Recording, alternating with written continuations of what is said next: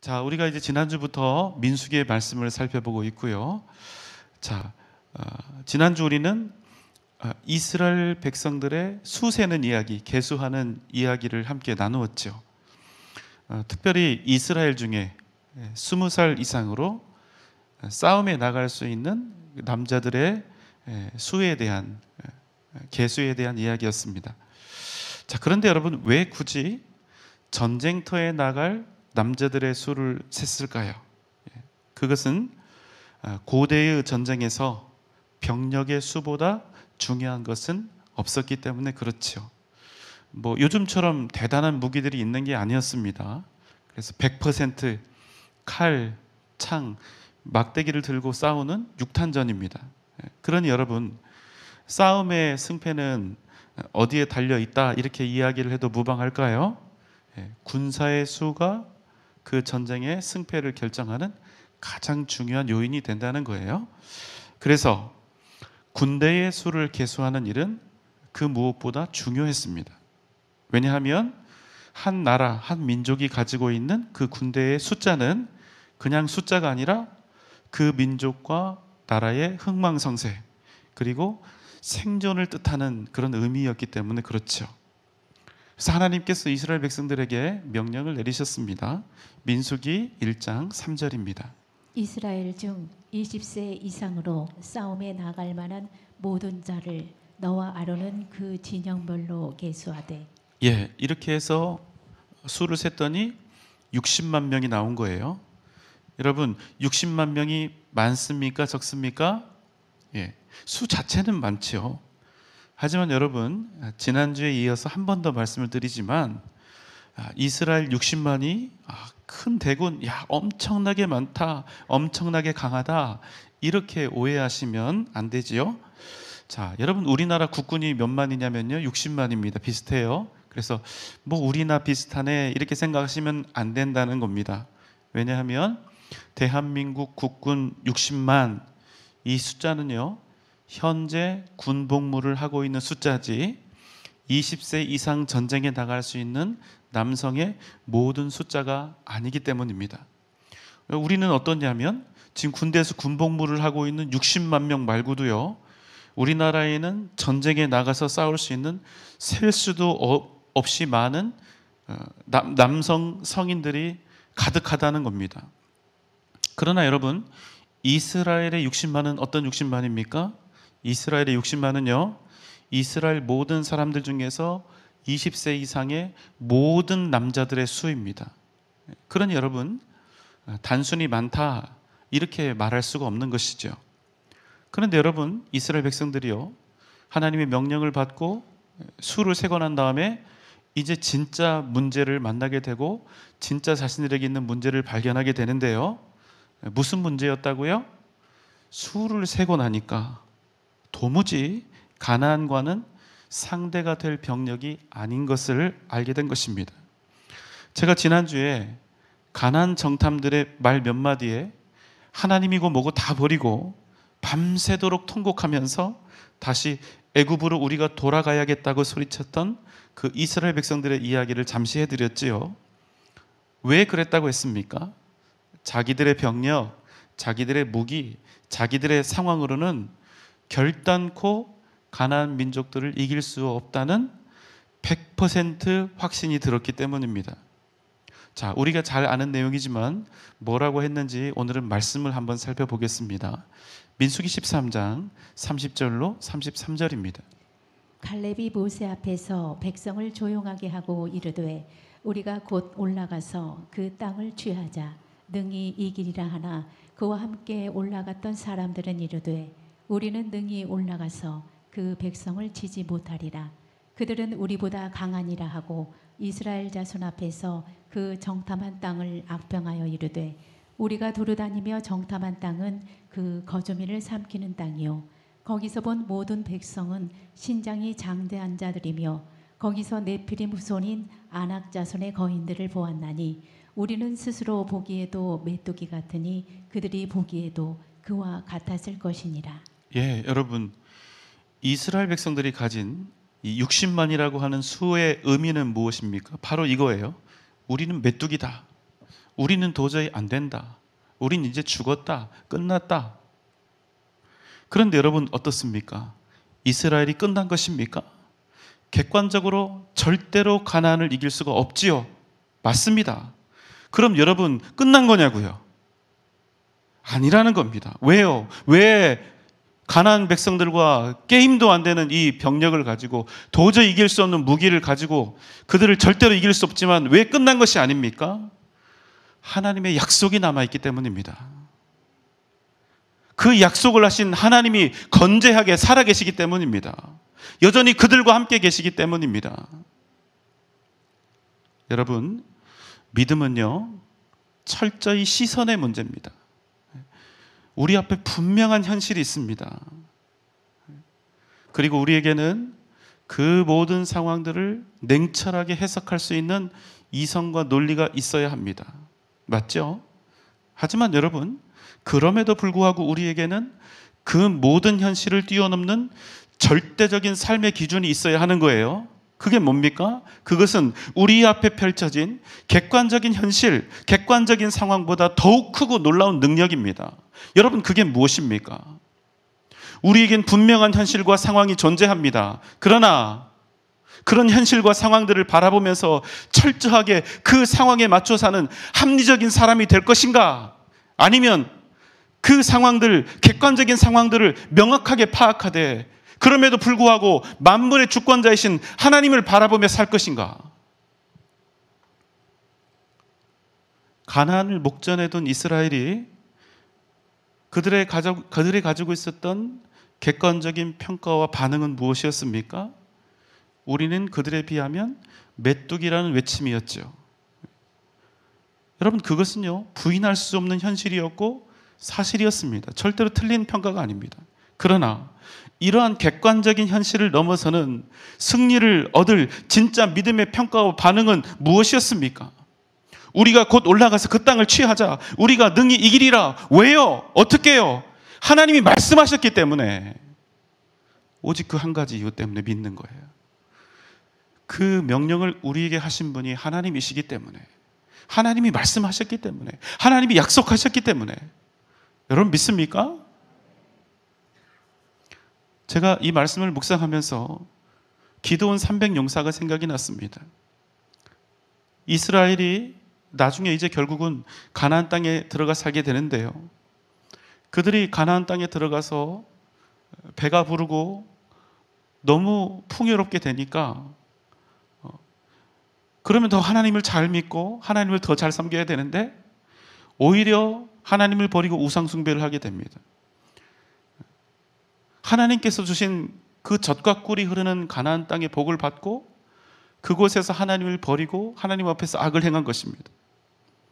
왕이신 하나님을 버리고 사사기의 말씀처럼 그야말로 그들에게 왕이 없으므로 자기 소견에 오른 대로 지들 멋대로 산 겁니다. 그래서 하나님이 어떻게 하시냐면 그들을 미디안의 손에 넘기셨습니다. 그래서 어떻게 되죠? 단박에 13만 5천 명이 이 13만 5천 명이나 되는 미디안 대군이 쳐들어옵니다. 그들이 와서 토지소산을 다 멸해버리고 하나도 먹을 것을 남겨두지 않았습니다. 성경은 이 광경을요, 메뚜기 떼가 들어와서 곡식을 초토화시키는 비유로 묘사를 하고 있죠. 여러분, 그때 등장한 인물이 누굴까요? 기드온이라고 하는 사람입니다. 잘 아시죠? 그들과 싸우기 위해서 기드온이 군대를 모았는데 처음에 몇 명이 모였냐면 3만 2천 명이 모였습니다. 여러분, 아까 미디안 군대가 몇 명이라 그랬죠? 13만 5천 명. 그러니까 무려 4배의 숫자가 지금 적으로 이렇게 침략해 들어온 것이죠.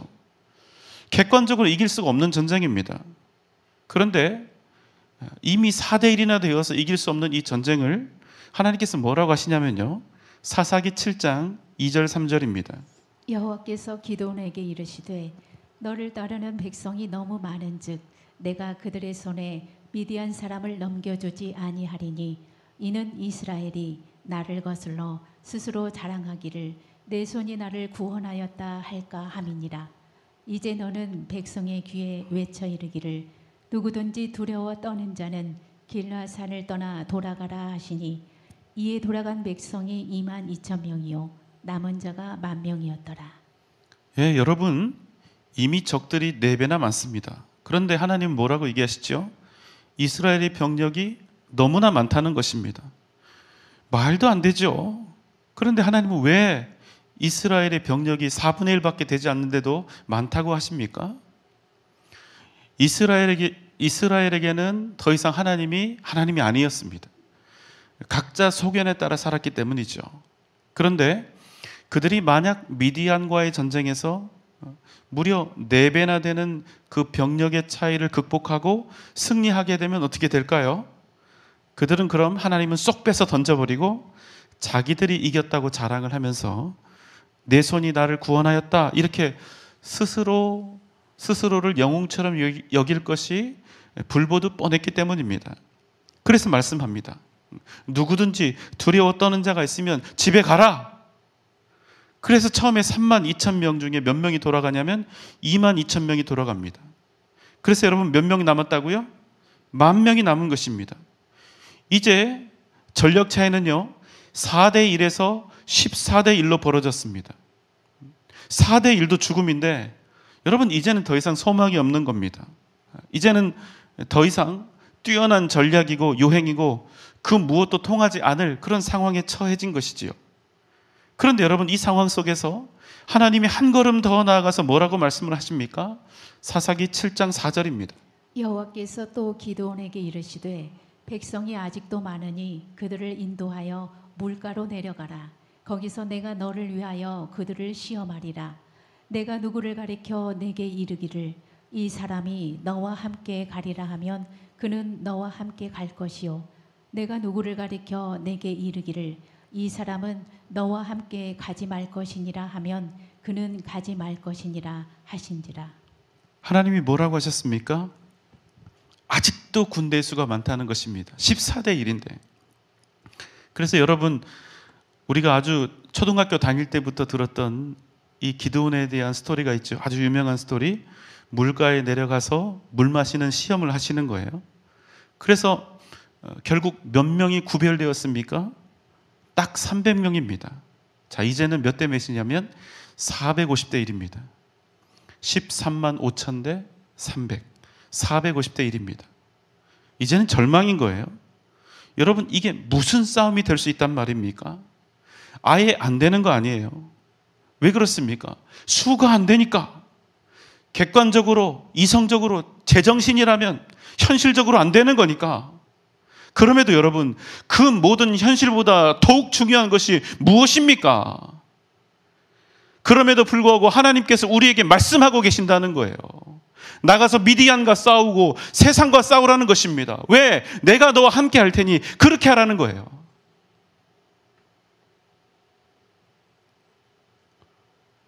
여러분 어떻습니까? 여러분 어떤 인생 사시겠습니까? 제가 지난주에 이어서 한 번 더 여러분께 강조해서 말씀을 드리지만 이 숫자의 문제는요 민수기 전체를 통해서 계속 나옵니다. 눈에 보이는 세상의 객관적인 수를 따라 살 것인가? 아니면 오직 하나님의 음성을 듣고 믿음을 따라 살아갈 것인가?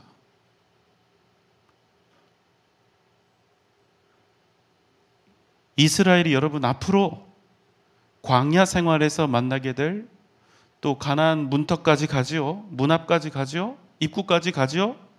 그곳에서 만나게 될 그 대적들의 셀 수 없는 수와 어마어마한 경제력, 군사력. 가나안에 들어가기 위해서 싸워야 할 가나안의 족속들.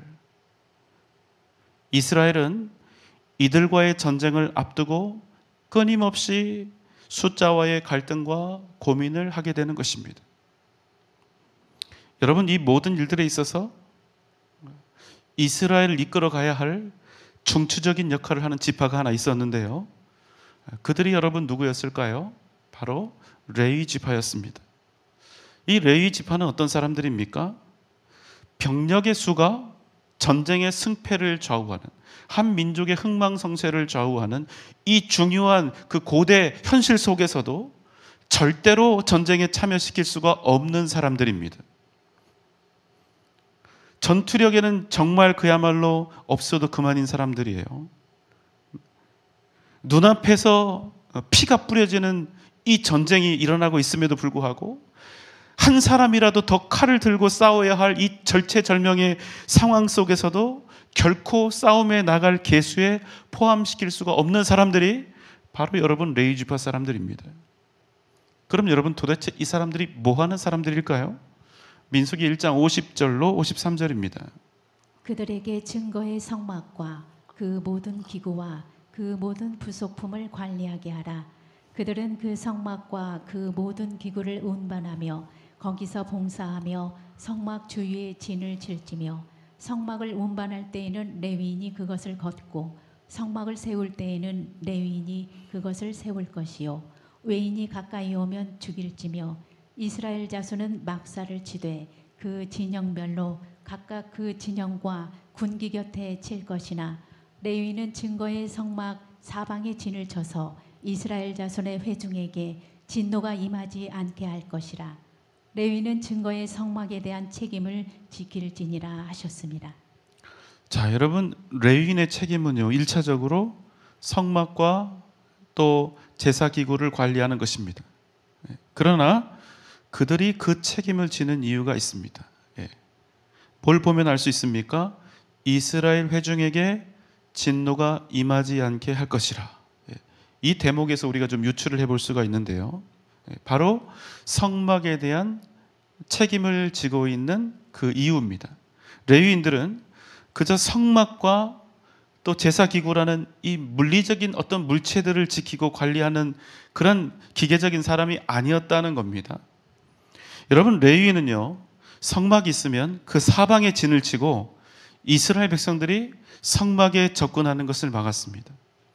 죄인인 이스라엘이 거룩하신 하나님의 임재가 계신 성막을 범했다가 죽임을 당하지 않도록 하기 위함이었습니다. 쉽게 말해서 무슨 뜻입니까? 형제가 하나님 앞에서 죄를 지어서 하나님의 진노 아래 놓이지 않도록 하는 것이 바로 레위인들의 사명이요 책임이었다는 말씀입니다. 여러분 공동체가 이 공동체 속에요 죄가 들어오면 레위인은 그것과 싸워야 했습니다. 심지어 오늘 우리가 방금 전에 읽은 말씀에서는 뭐라고 합니까? 성막을 경홀히 여기고 그 성막에 가까이 오는 자를 죽여야 합니다. 그게요 하나님께서 레위인에게 주신 책임입니다. 그렇게 레위인은 공동체를 거룩하게 지키고 죄를 제거해야 했던 것입니다. 여러분 우리는 숱한 관계 속에서 살아갑니다. 함께 차도 마시고 밥도 먹고 사업을 같이 하기도 하고 이런저런 생각과 의견들을 나누며 친밀해지기도 합니다. 그러나 여러분 아무리 그가 나와 친밀하고 가깝고 내게 유익이 되고 위로가 되고 힘이 된다 할지라도 여러분 우리의 중심은요 관계 속에 있는 것이 아니라 오직 하나님의 선하신 뜻 가운데 있어야 한다는 사실을 잊지 말아야 한다는 것입니다. 아무리 관계가 친밀하고 아무리 그 관계가 끈끈하다 할지라도 그 관계가 하나님의 뜻을 떠나는 일에 하나가 되고 교회를 무너뜨리고 부정적인 이야기를 하고 다른 성도를 미워하고 해치고 비난하고 손가락질하는 일에 마음을 같이 하는 관계라면 그런 관계는 반드시 공동체를 더럽히고 주님의 교회를 무너뜨리는 악한 관계가 된다는 것입니다.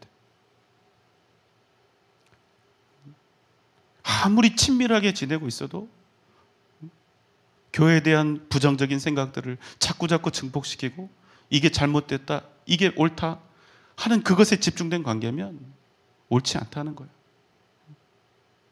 우리의 관계는 하나님의 선하신 뜻에 있어야 그게 복이 된다는 것입니다. 여러분, 그래서 레위인의 책임은 무엇입니까? 공동체 안에 들어온 악을 막는 것이었습니다.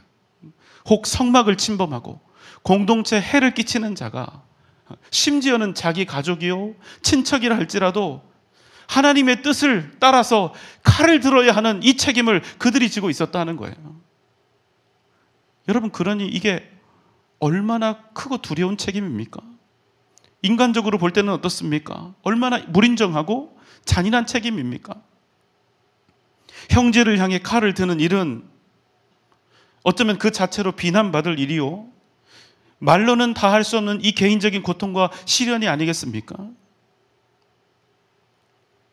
하지만 여러분, 놀라운 사실은요, 레위인들이 이 책임과 이 사명을 잘 감당할 때 이스라엘 전체의 이 공동체가, 나라와 민족이 건재했다는 거예요. 건강했다는 것입니다. 레위인이 자신들에게 맡겨진 이 책임을 다할 때 200만이 넘는 이스라엘이 하나님의 백성으로서 건재하게 생존할 수 있었다는 사실입니다. 여러분, 하나님께서 레위인에 대해서 특별히 그들은 내 것이라고 표현을 하시지요. 여러분, 이게 단순히 소유권에 관한 이야기일까요? 물론 소유가 하나님의 것이지만 레위인만 그런 건 아니잖아요.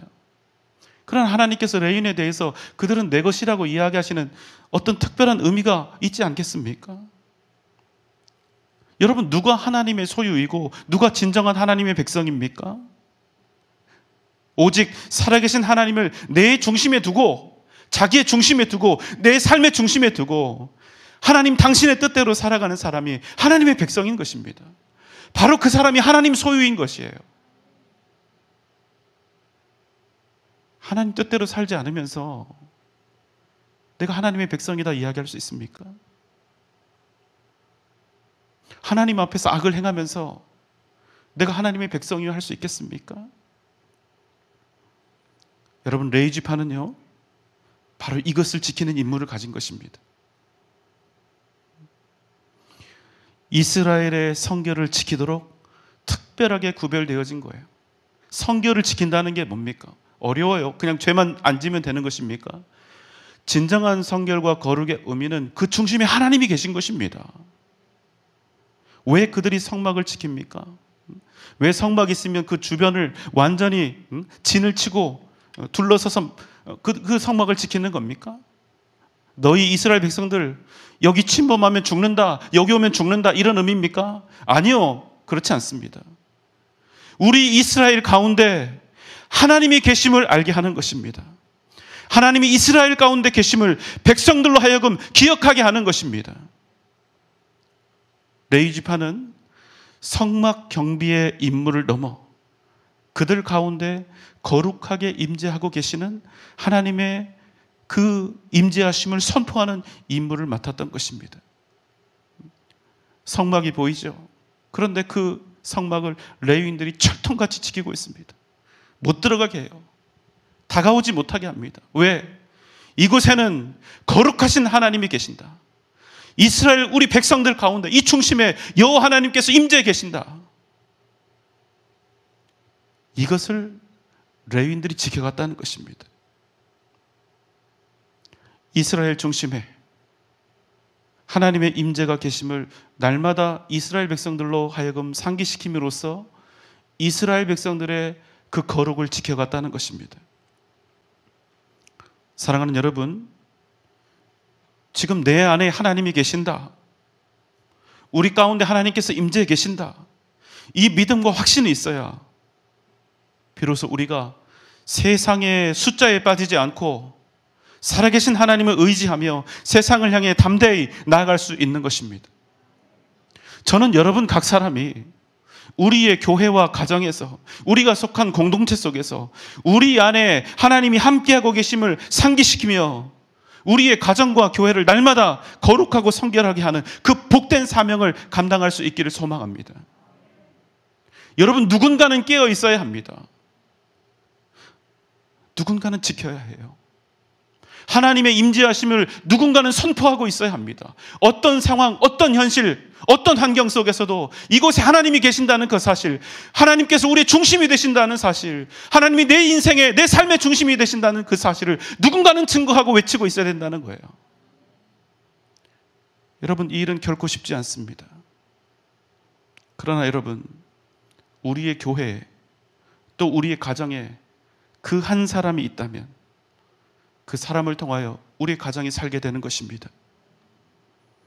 우리가 이러한 책임과 사명을 감당할 때 우리의 교회와 가정은 세상에서 승리하고 가나안을 차지하는 복된 하나님의 백성으로 날마다 거듭나게 될 줄 믿습니다. 오늘 이 밤 다시 한번 레위인의 사명, 레위인의 책임을 여러분의 것으로 새기시기 바랍니다.